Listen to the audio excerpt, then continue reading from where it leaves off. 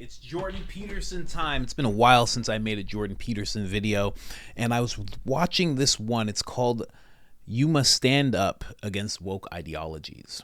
And I was like, I gotta listen to this one. And then he was talking about totalitarian governments and how they work, how they end up working on everybody, you know?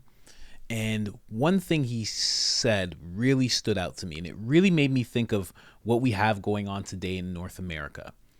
And it's a group of people who speak a certain way. They claim to be people who want to be, awakened. They're the ones with the veil off. They can see things for what they are. They've done their research. Freedom fighters, truth seekers. But they don't realize a certain something that's messed up in their ideology, in the way they think, in the way they speak out into the world. And one thing Jordan Peterson said, a few things he said, made me think of those people. So let's go over to the video real quick. And like the video, it helps tremendously. Please like the video. It helps tremendously. You know when you quell what you have to say, right? And you experience an inner disquiet, you think, I have something to say, but I'm afraid to say it. It's like, fair enough. How afraid are you not to say it? People have complimented me on my bravery, which is something I'm not particularly comfortable with, because I don't think it's the right way of thinking about it. It's not how I think about it. I think, no, I'm just afraid of the right thing. It's not that I'm brave. I'm way more afraid of not saying what I have to say than I am of saying it. And the consequences of saying what I have had to say have been dramatic and sometimes very painful, and also extremely rewarding, both of those at the same time. But I know perfectly well what the consequence of not saying what you have to say is, because I studied totalitarianism for 40 years. And in a totalitarian state, no one ever says what they have to say. We have this theory about totalitarianism. It's sort of the theory we have about Putin right now. It's like there's a lot of innocent Russians, and there's Putin. He's the tyrant, and all these innocent Russians are the victims of the tyrant, and that's a totalitarian state. And there's some truth in that, because power structures get extraordinarily warped and punitive in totalitarian states, but it's a completely preposterous model of totalitarianism. The reason that totalitarianism is total is because everyone in a totalitarian state lies about absolutely everything all the time to everyone, to themselves, to their wife or husband, to their children, to the other members of their family. So he's speaking about the lie. Now I'm going to play another part of this video where he kind of wraps up what he's trying to say, but I just wanted to preface it with that, how the lying to ourselves about what's going on, in a totalitarian government, is the thing that actually makes it work. The lie. And I should actually rephrase that. Going along with the narrative is what actually makes the totalitarian government work. That's what feeds the machine. That's what makes it work. That's what makes it go. So now I'm going to play another clip here where he says a little more. Totalitarian state is a state that's in the grip of the lie. And so what that means for each of us is that every time you lie, this is the truth of the matter. Every time you lie, you've just allowed yourself to become possessed by the same tyrannical spirit that's at the core of the totalitarian state. And you might think, no, I'm lying. It's like, no, the spirit of the lie is making itself manifest within you, and you are participating in your own possession. That's what's happening. And so I'm way more afraid of that than I am of the consequences of saying what I have to say.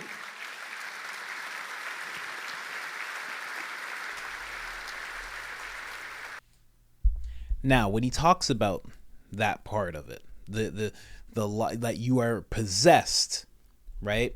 It made me think of the way people are when it comes to speaking about what's going on in the world today. When people talk about how, how effed up we are, how everything's going to shit, how there's nothing's working, how we're going to go into World War III, how there's an apocalypse coming. Oh, it's coming. You're not ready for what's about to come. When you actually, and I've talked about this before, the WEF has the exact same narrative. It's funny how that works. The people who claim that they're against that narrative are the same people who are in the streets preaching that narrative. The WEF says we don't have a lot of time because of climate change and what's going on in the world in terms of that. We don't have much time for the planet. This dystopian, apocalyptic future is what's upon us, and we need to give the elites and us, this organization, WEF, we need to give us all the power. You need to take away all the freedoms, all the power, all the privacy, so we can save you guys, so we can save the planet.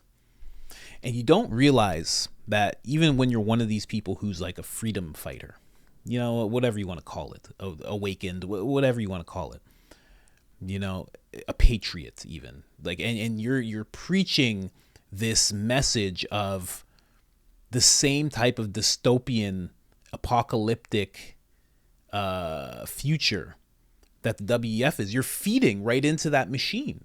You're helping that machine grow. And the thing about it is the WEF, the elites, the powers that be, whatever you want to call it, they'll say it, like a megaphone, and it almost falls on deaf ears, right? But when you say it, you're saying it in your community. You have influence in your community, and you're preaching that type of stuff. You're saying that we're all fucked. You're saying it's World War III upon us. You're saying the apocalypse is coming. You're saying, oh, you better inflation. You better get all. You're the one preaching all that, and you're planting seeds in your own community. You're planting the seeds of dissent in your own community when you do that. And if there's hundreds and thousands of you doing that, you're planting that all over the country. You don't even realize it. You're helping people like the WEF. You're helping their narrative along when you do that. See, what would be against that narrative would be optimism, would be saying, you know what, I can get myself together. And I know if I get myself together, I get my integrity in check, I get my body in check, I get my health in check, I get my finances as good as they can be. I start growing my own food. I start doing things for myself. And then I get a bunch of people like that in my community, and we all start doing that, and we start strengthening ourselves and our community, and that will turn into our town and our city. And then we can impact local government because we'll have the wherewithal to do that. And we'll go to the local government and we'll say what we like. All of that is what really goes against the narrative. And it's just, I don't understand why more people don't do that. Like when I talk with people in the comment section, there are people who email me in the comment section. I actually had a guy say to me that he's like, we are going to face the Holocaust. That's what he said. Just straight up. Doesn't even understand what that word means to even use that. But I have people like that messaging me, talking about how bad things are and how worse they're going to get and everything like that. And I'm like, are they an agent for the WEF or something? Are they were they at the Bilderberg group meeting? Did the Bilderberg send them out or something? What's going on? Why would you preach that to people? And you say it everywhere we go. If this doesn't happen, oh, we're fucked. It's over. It's like, what are you doing? I often think that when I have these people, again, that I talk to via email, and they're preaching all of this doom and gloom, it's like, what side are you on? Are you on the side of like people can actually make the world better and get better and strengthen themselves, their communities, their country? Take it back if that's you know what I mean? Take it back from the way things have been. Like, what side are you on? It really makes me wonder. And I see that a lot with people. And I do not understand why. I don't understand why. And I get it. It's like things are hard, but like suck it up. Things are hard. Suck it up. Do better yourself. do better in your community, have that spread throughout the communities. Like, it is possible for things to get better if you do better. If you say worse, if you act like things are bad, then that's how they're going to be. This is not some woo-woo, The Secret type of stuff. That's how it goes. So if you're preaching, like, check what the WEF is saying about climate, about the world, about privacy, about the internet, about censorship. Check what they're saying. Are you embracing that more than you're pushing that back? Check yourself on that. Because from what I'm seeing with a lot of people, they're embracing it way more than they're pushing it away, which is just crazy to me. Crazy.